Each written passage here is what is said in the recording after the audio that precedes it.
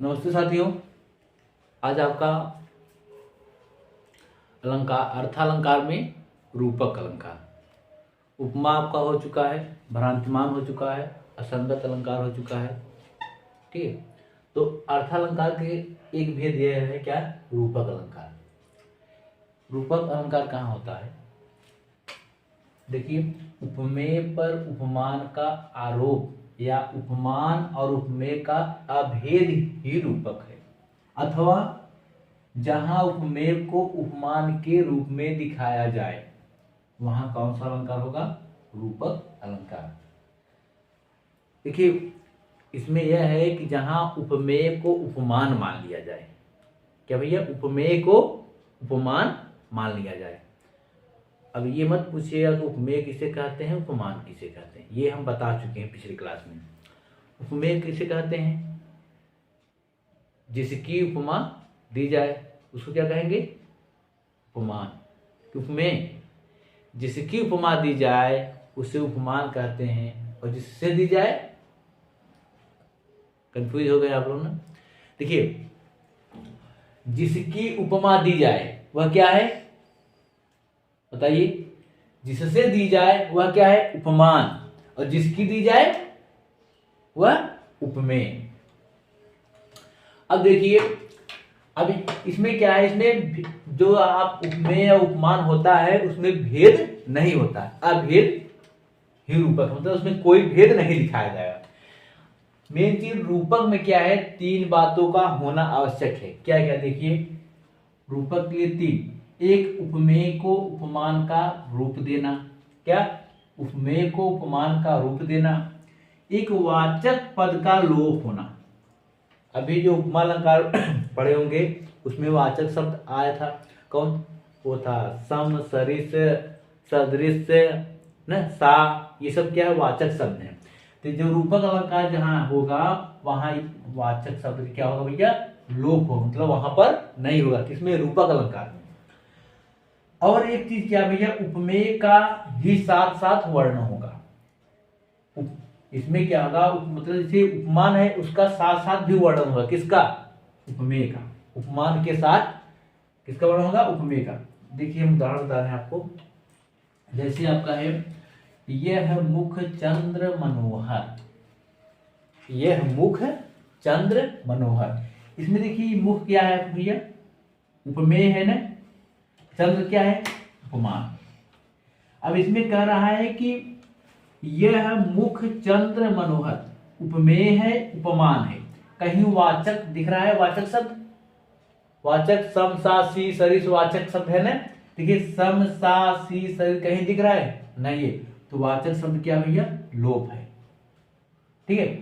अब यहां देखिए, हमने एक नियम क्या बताया था? उपमेय को उपमान का रूप देना। देखिए, ये क्या है आपका? उपमेय है मुख, मुख आपका उपमेय है। तो ये क्या कर रहा है? और ये उपमान है चंद्र। तो मुख उपमेय कह रहा है कि उपमेय को उपमान को रूप देना। कह रहा है यह मुख चंद्र मनोहर, मतलब मुख को उपमान बता रहा है।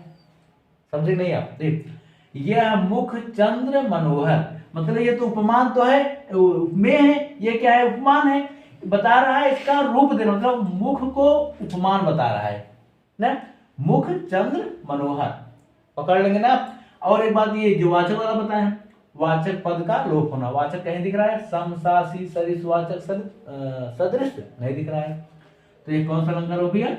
आपका रूपक अलंकार। फिर देखिए एक ये दूसरा उदाहरण, मैया मैं तो चंद खिलौना ले हूं। क्या भैया? ले हूं। अब ध्यान दीजिए, इसमें उपमान क्या है? उपमान आपका ये है चंद्र ने। कह रहे हैं कि मैया मैं तो चंद्र खिलौना ली हूं। अभी बताइए, जो चंद्रमा है वो किस तरह है? गेंद तरह। अब कृष्ण भगवान उपमान को कह रहे हैं, मतलब वो दिखाई नहीं दे रहा। कौन? उपमेय। गेंद को कह रहे हैं कि चंद्रमा ने। मैया मैं तो चंद्र खिलौना ली हूं, मतलब गेंद को चंद्रमा समझ रहे हैं। हमको वो चाहिए, मतलब कोई अलग नहीं बता रहे हैं। मतलब जो आपका चंद्रमा है, गोला है, गेंद की तरह है ना, उसको सोच रहे हैं गेंद ही है ना। उपमेय क्या हुआ आपका गेर, चंद्र क्या हुआ उपमान। मतलब इसमें कोई अलगाव दिख रहा है उपमान उपमेय में? नहीं दिख रहा है ना। तो कौन सा अलंकार हुआ? रूपक अलंकार। और इसमें देखिए सम सा सी सरिस आया कहीं? नहीं है ना। वाचक शब्द क्या है? लोप है। कौन अलंकार हुआ भैया? रूपक अलंकार। और जहां सम सा सी सरिस सदृश आ जाए वहां उपमान अलंकार। अब देखिए तीसरा उदाहरण, चरण कमल बंदो हरिराई। चरण कमल बंदो हरिराई। अब कह रहा है कि चरण जो है कमल, किसका चरण? हरिराई। कैसा है? कमल की तरह। मतलब चरण जो है कमल है, किसके चरण? हरि के। कोई अलगाव नहीं, बस बता रहा है कि चरण कैसा है? कमल है। कोई अलगाव तो बता नहीं रहा है। और एक चीज देखिए, कमल क्या है आपका? उपमान है। चरण क्या है? उपमेय। ठीक है, और ये आपका उपमान है। और एक चीज ध्यान दीजिएगा, इसमें देखिए वाचक शब्द आया है कहीं? नहीं आया है। तो आपका कौन सा होगा? रूपक अलंकार। और ये देखिए चौथा, अंबर पनघट में डुबो रही तारा घट उषा नागरी। अंबर माने आकाश, पनघट माने वही तालाब, पनघट। तो अंबर को किसके रूप में दिखाया गया है? पनघट में। किसका रूप दिया गया? पनघट का रूप, अंबर। क्योंकि तारों का समूह जो है ना, पूरे लगता है कि तारों का समूह किसमें ले लिया? अंबर में, आकाश में। और पनघट में से घड़ा होता है, पानी भरा जाता है घड़ा में, पनघट में। तो पूरे पानी को घड़े में भर लेता है। तो इसी प्रकार अंबर को पनघट बता दिया गया। कौन अलंकार हुआ? रूपक अलंकार। इसको एक अलंकार और आप उसमें देख सकते हैं, कौन सा? मानवीकरण अलंकार। मानवीकरण अलंकार वह होता है जिसे मानव को प्रकृति को मानव रूप दिखाया गया हो। ठीक है भैया, डुबो रही है तारा घट तक, डुबो रही है, कोई कार्य हो रहा है, तो मानवीकरण अलंकार भी होगा। पहले अगर आएगा तो रूपक टिक करिएगा, इसके बाद अगर रूपक न हो तब मानवीकरण अलंकार। एक पांचवा उदाहरण देखिए, राधा का मुख चंद्रमा है। क्या है भैया? राधा का मुख चंद्रमा है। देखिए कोई इसमें अंतर किया है उपमेय उपमान में? नहीं किया है। राधा का मुख कैसा बता रहा है? चंद्रमा की तरह है ना। तो राधा का मुख क्या है? चंद्रमा है, ये बता रहा है। राधा मुख क्या है आपका? उपमेय ना। और ये चंद्रमा क्या भैया? उपमान है। अब ये बताइए इसमें क्यों ये बता ही दे रहा है कि राधा का मुख चंद्रमा, राधा का मुख चंद्रमा है। समानता तो किसी से बता नहीं रहा है, बस जो उपमेय है वो उपमान बना दे रहा है।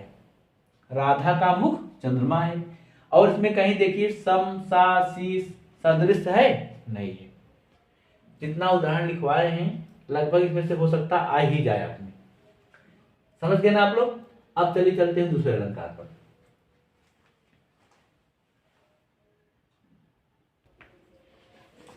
इसमें देखिए भैया उत्प्रेक्षा अलंकार में देखिए, ये सब अर्थालंकार के भेद हम बता रहे हैं। अर्थालंकार के तो कई भेद हैं, लेकिन जो मोस्ट है हम वो आपको बता रहे हैं, जो पूछता है बार बार पेपर में। अब ये देखिए उत्प्रेक्षा अलंकार किसे कहते हैं? जहां उपमेय में उपमान की संभावना की जाए या व्यक्त की जाए। जहां उपमेय में उपमान की संभावना की जाती है वहां पर उत्प्रेक्षा अलंकार होता है। इसका एक नियम यह है, जो उपमेय होता है आप क्या होता है भैया? प्रस्तुत रहता है। उपमेय जो होगा वो प्रस्तुत रहेगा, उस समय रहेगा वो। और अप्रस्तुत कौन रहेगा? उपमान। वह अब अप्रस्तुत रहेगा, दिखाई नहीं देगा। इसमें वाचक शब्द जो होते हैं देखिए हम यहाँ पर लिखे हैं, मन मानो, जन जानो, जानव, निश्चय, मेरे जान, इव इत्यादि उत्प्रेक्षा के शब्द हैं।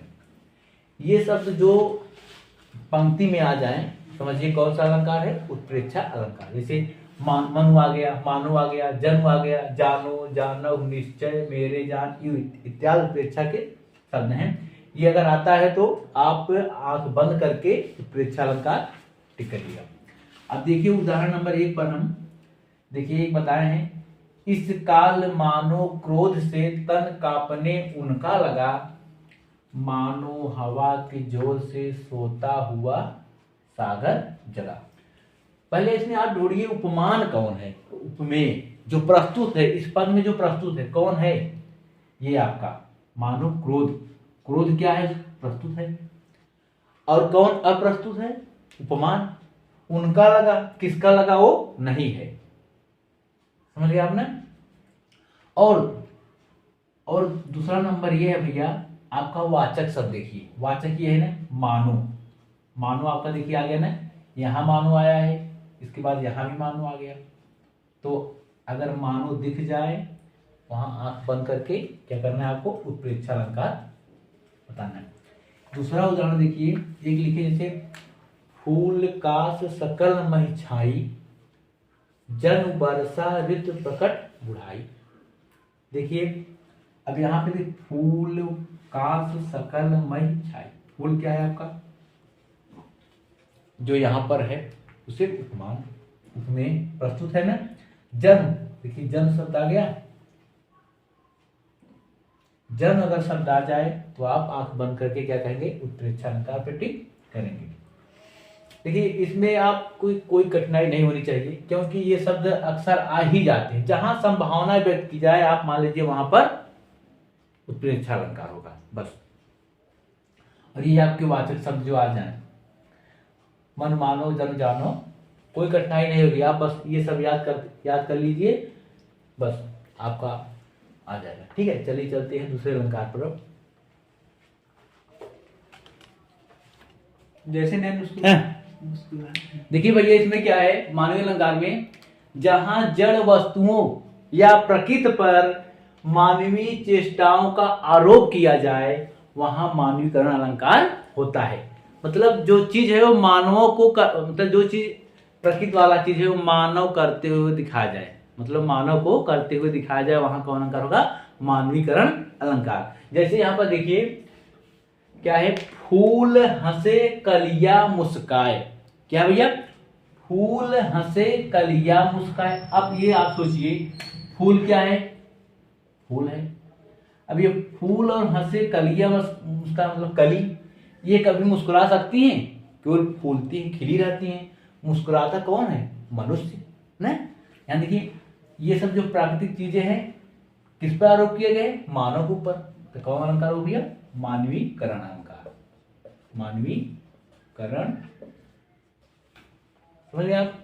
जहां मानव जैसे कार्य करते हुए दिखाया जाए प्रकृति चीजों पर, वहां मानवीकरण अलंकार होता है। दूसरा उदाहरण देखिए, जगी वनस्पतियां। अब ये बताइए, वनस्पतियां जगी, अलसाई, जगी वनस्पतियां अलसाई, मुख धोती शीतल जल से। कभी वनस्पतियां सोती हैं, वो तो खिली रहती हैं हमेशा। इसमें लेकिन दिखाया गया है कि वो जगी हैं और अलसाई हैं, मतलब नींद लगी है, मतलब आलस लगा है। मुख धोती शीतल, मतलब मुख भी धो रही हैं। ये तो केवल मनुष्य ही कर सकता है, आलस लगा के बाद जाके अपना मुख धोएगा। तो मानवी जैसा इसमें दिखाया गया ना, मानव जैसे कार्य करते हुए कौन अलंकार हो गया, मानवीकरण अलंकार। चलिए नेक्स्ट अलंकार पे चलते हैं। अब इसमें देखिए भाई विरोधाभास अलंकार में क्या होता है, जब दो विरोधी पदार्थों का संयोग एक साथ दिखाया जाए, दो विरोधी पदार्थ हों उनका संयोग एक साथ दिखाया जाए, तब विरोधाभास अलंकार होता है। और विरोध का आभास मालूम पड़े, वहां पर विरोधाभास अलंकार होता है। उदाहरण पे देखिए हमने लिखा है, एक उदाहरण था, या अनुरागी चित्त की गति समझे नहीं कोई, या अनुरागी चित्त की गति समझे नहीं कोई, ज्यों ज्यों बूढ़े श्याम रंग, ज्यों ज्यों बूढ़े श्याम रंग, त्यों त्यों उज्जवल होई।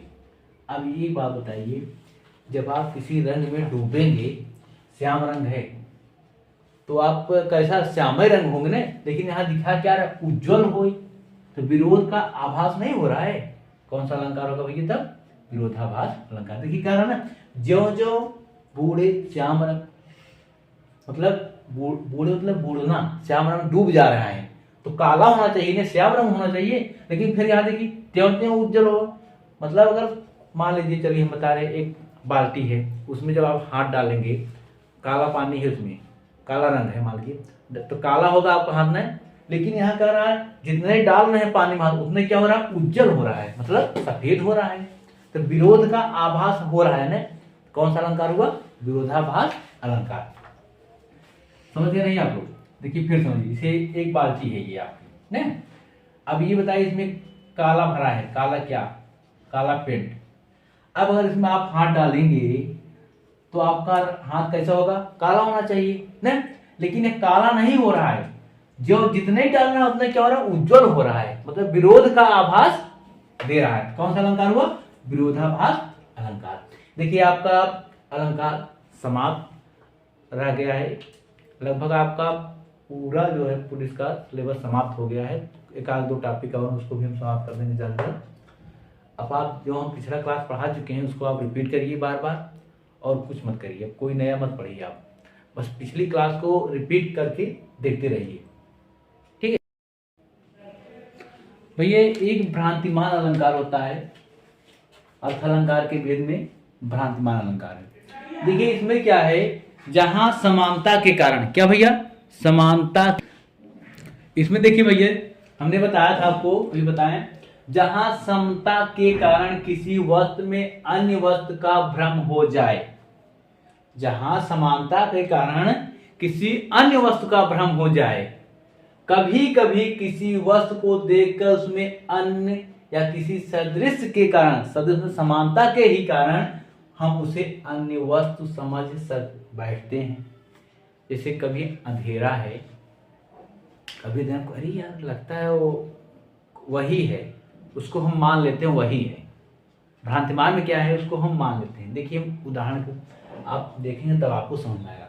जैसे आपका एक है, नाक की मोती अधर की कांत से, बीच दड़ी को समझकर भ्रांत से, क्या भैया, भ्रांति से, देख उसको ही हुआ सुख मौन, सोचता है अन्य सुख यह कौन। अब देखिए एक नायिका है, वो क्या पहनी है, नथुनी नाक में, कैसी है, लाल, मतलब अधर के ऊपर जो है एक दिख रही है। और सुआ मतलब, सुख मतलब तोता, पक्षी है, वो क्या है, अनार का दाना समझ लेता है, किसको, अधर की कांत, मतलब अधर से कांत चमक रही है उसकी नाक की, वो मुंह में भर लेता है अनार दाना। वो सोच लेता है कि अनार दाना वहां कैसे चला गया, वह अन्न सुख वहां कैसे पहुंच गया, मतलब उसको भ्रांति हो गई, किसको, तोते को, किससे, नायिका के नाक में जो है नथुनी कहते हैं, वो भी लाल है, अनार का दाना भी लाल है, तो सोचता है वो कौन, वो अनार दाना वहां कैसे पहुंच गया, मतलब मान लेता है अनार का दाना ही है नायिका की नाक के ऊपर जो है, मतलब अधर की कान से चमक रहा था ना, उसको लगा कि अनार का दाना ही है, किसको, सुख को। अगर वह नहीं समझ में आया, दूसरा उदाहरण देखिए, इसको ठीक समझ में आएगा। जैसे भैया आपका है, देखिए, मुन्ना ने मम्मी के सिर पर देख देख दो चोटी, भाग उठा भय मान कर सिर पर सापिन लोटी। अब देखिए इसको आप बेहतरीन तरीके से समझ जाएंगे। मुन्ना एक लड़का है, अपने मम्मी के सिर पर देख दो चोटी, दो चोटी, अपने उसकी मम्मी क्या है, दो चोटी बांधी है। अब मुन्ना उसको क्या समझ लेता है, भाग उठा भय मान कर सिर पर सांपी लोटी, मतलब वो सोचता है चोटी नहीं है, क्या है, सांप है, और डर के कारण भाग जाता है मुन्ना। देखिए बच्चे को क्या होता है, भ्रम हो जाता है, क्या है कि सांप मम्मी के सिर पर है। जहां वो चीज मान लिया जाए कि सांप ही है, बच्चा जो है भाग उठा, क्योंकि वो सांप मान के भाग उठा कि सांप मम्मी के सिर पर है, वहां भ्रांतिमान अलंकार होता है। अभी इसी से मिलता जुलता एक अलंकार संदेह है।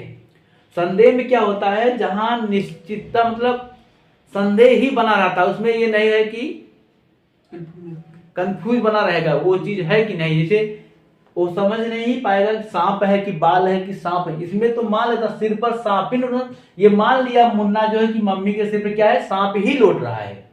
ठीक है,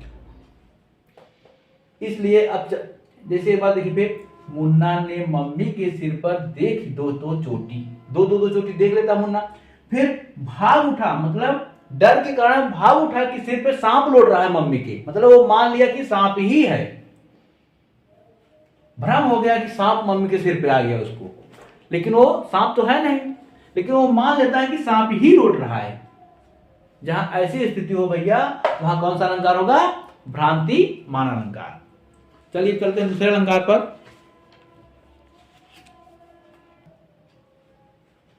अब इसमें देखिए भैया, संदेह अलंकार में क्या है, जहां किसी वस्तु को देखकर, जहां किसी वस्तु को देखकर संशय बना रहे, निश्चय न हो, वह संदेह अलंकार हो। मतलब निश्चय न हो पाए वो चीज क्या है ना, उसे हम संदेह अलंकार कहते थे। भ्रांतिमान अलंकार में क्या था, वह निश्चय हो जाता था कि वही चीज है, और संदेह अलंकार में क्या है, वह निश्चितता नहीं हो पा रही है। देखिए उदाहरण तरीके पर हम आपको बताए हैं, एक आपका है जैसे उदाहरण में, जैसे मुख है या चंद्र। अब यहां निश्चित नहीं हो पा रहा है कि मुख है कि चंद्रमा है, मुख है कि चंद्र है ना, तो कौन सा अलंकार होगा, संदेह अलंकार भैया, संदेह अलंकार। मतलब निश्चित नहीं लिख रहा है ना, मुख है या चंद्र, मतलब संदेह बता रहा है ना, मुख है या चंद्र, ये संदेह अलंकार है। सबसे चर्चित उदाहरण देखिए संदेह अलंकार का, सारी बिच नारी है कि नारी बिच सारी है, सारी बिच नारी है कि नारी बिच सारी है, कि सारी ही की नारी है कि नारी ही की सारी है। अब ये बताइए, ये प्रश्न भैया किस समय का है, महाभारत में जब द्रौपदी का चीर हरण हो रहा था उस समय का ये प्रसंग है। दुर्योधन खींच रहा था तो कह रहा था कि जब खींचते खींचते थक जाता, तब यह प्रसंग कहा गया है कि सारी बीच नारी, उसी के द्वारा कि सारी के बीच नारी है ना, सारी के बीच नारी है कि नारी के बीच सारी है। समझ ही नहीं पा रहा है कि सारी के बीच में नारी है कि नारी के बीच में सारी है। अब देखिए कि सारी ही की नारी है कि नारी ही की सारी है, नारी ही मतलब नारी ही की सारी है कि सारी ही की नारी है, मतलब वो समझ नहीं पा रहा है कि किसके अंदर कौन है, मतलब निश्चित नहीं हो पा रहा, संदेह बना हुआ है। वहां कौन सा अलंकार होगा भैया, संदेह अलंकार। अब आपका अलंकार जो है आज समाप्त हो गया भैया। अब लगभग पुलिस वाला टॉपिक पूरा समाप्त है, एक आध दो टॉपिक और बचा है, उसको भी हम जल्द से जल्द समाप्त करने की कोशिश करेंगे। इसके बाद हम फिर से एक नई क्लास लाएंगे, विधिवत तरीके से आराम से ऐसा पढ़ाएंगे कि आपके लिए कहीं से छूटने वाला ही नहीं रहेगा क्वेश्चन, विधिवत तरीके से बताएंगे। अब नेक्स्ट क्लास में एक आध दो टॉपिक जो छूटा उसको बता देंगे, और हम फिर से एक बार आपको कहना चाहते हैं कि आप जितना भी हम क्लास पढ़ा चुके हैं पुलिस बैच का, उतना आप रिवीजन करते रहिए। लगभग हमारी क्लास 15-20 मिनट ज़्यादा होती नहीं, अगर एक दिन में आप 3-4 क्लास देखेंगे, 4-5, तब भी आप 2-3 दिन समाप्त कर देंगे, और मैं गारंटी के साथ कहता हूँ लगभग काफ़ी क्वेश्चन उसमें से आप मिल जाएंगे। और जो परीक्षा दिया होगा इसका क्या कहते हैं आरओ वाला, उसमें देखिए लगभग काफ़ी क्वेश्चन मिले हैं। अब आज के लिए बस इतना ही। जय हिंद, नमस्ते।